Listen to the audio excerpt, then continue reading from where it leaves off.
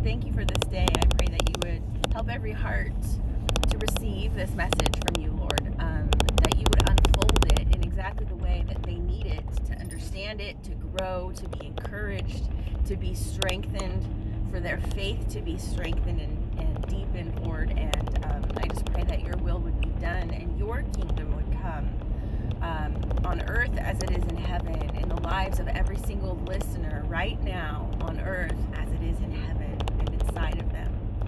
Thank you, Lord.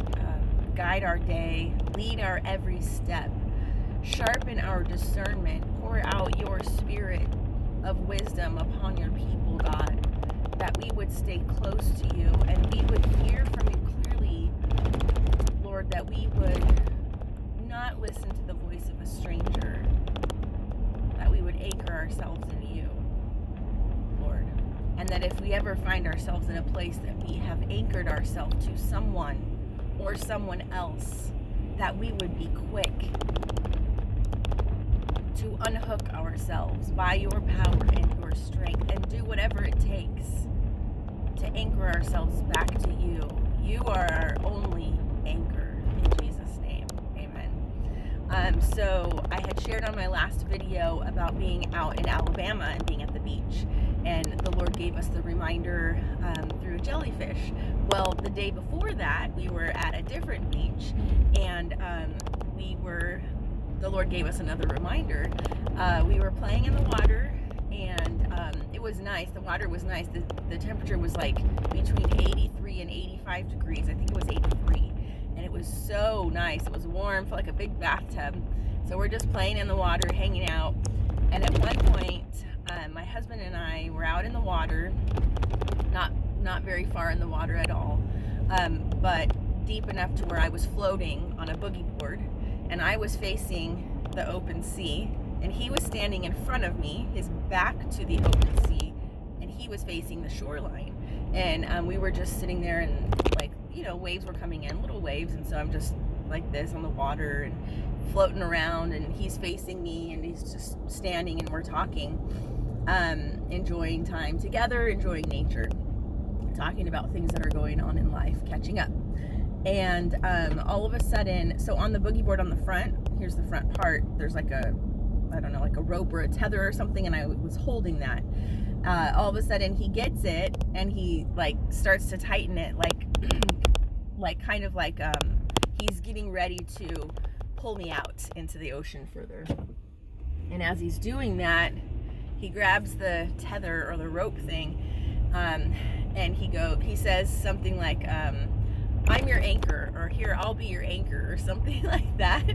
And as soon as he says that, the biggest wave that we saw yet comes up behind him, like out of nowhere. They were small little waves, and it was so hilarious. The biggest wave came, boom, crashes on his back, and is forceful to where he was standing there sure-footed and secure, and it's forceful to where it knocks him, and he loses his balance, he loses his sure-footing, and we both look at each other, and we didn't even say a word, and we just started cracking up, because the way that we both knew that was from the Lord. We knew what the Lord was saying. We both knew what had just happened, and we just started laughing. It was so funny. And then I said, oh, no, obviously you cannot be my anchor. Only God can be my anchor. And so we laughed, and I was like, you could be like the rope part, that guides me toward the anchor, that leads me toward the anchor. And so we were laughing about how the Lord clearly was saying, what'd you say? No, you're not the anchor. Gave us a little reminder. It was funny, but he was serious about the reminder. No man can be our anchor, nor can we be the anchor for any other person. Hold on one second. So just as the Lord, demonstrated, even with that wave, how, easily my husband, he was sure-footed, but he lost his sure-footing, he lost his balance, he was falling over, and the Lord even gave us a demonstration to remind us, no, I'm the anchor.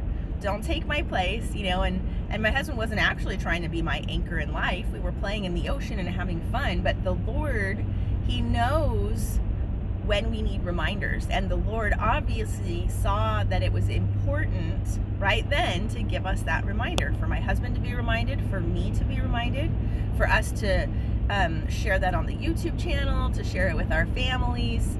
The Lord knows things that are coming. He knows things that are stewing in our hearts, and He gives us those reminders, and that's why we have to be on the lookout, because here we are playing in the ocean. We had no idea the Lord was going to give us such a serious reminder right in the midst of our fun, but He does. And that's the fun thing too. I mean, the Lord has a sense of humor. He's gentle and kind and fun and loving and compassionate and righteous and severe and holy all at the same time. And His heart is so beautiful, and His heart is for us, not against us. He wasn't trying to hurt my husband, but clearly the Lord knew that we needed a reminder, and He gave it to us, and we laughed and we appreciated it, and we received the gentle reminder and discipline from the Lord and said, Lord, you are right? Humbled our hearts right there.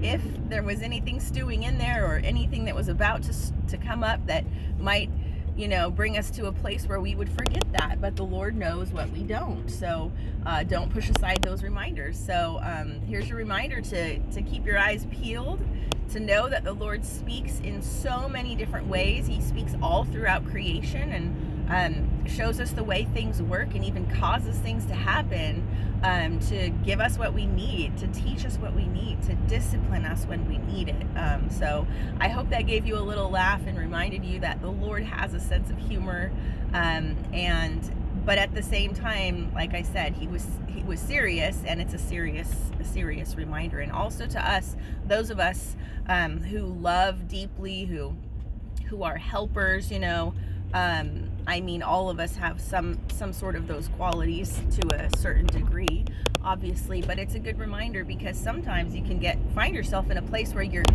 love someone so much, or you want to help them so much, that you get to a place where you try to become their rescuer when they're in a hard situation, or thinking that you have to save them when they won't turn to the Lord, and it becomes unhealthy for you and unhealthy for them, and it actually stands in the way where the Lord wants us to move out of the way so He can do His thing, for us to not be disruptive. So it's a reminder for us to not let ourselves get into the place where we really do try to be someone's anchor, and we don't even realize that's what we're doing.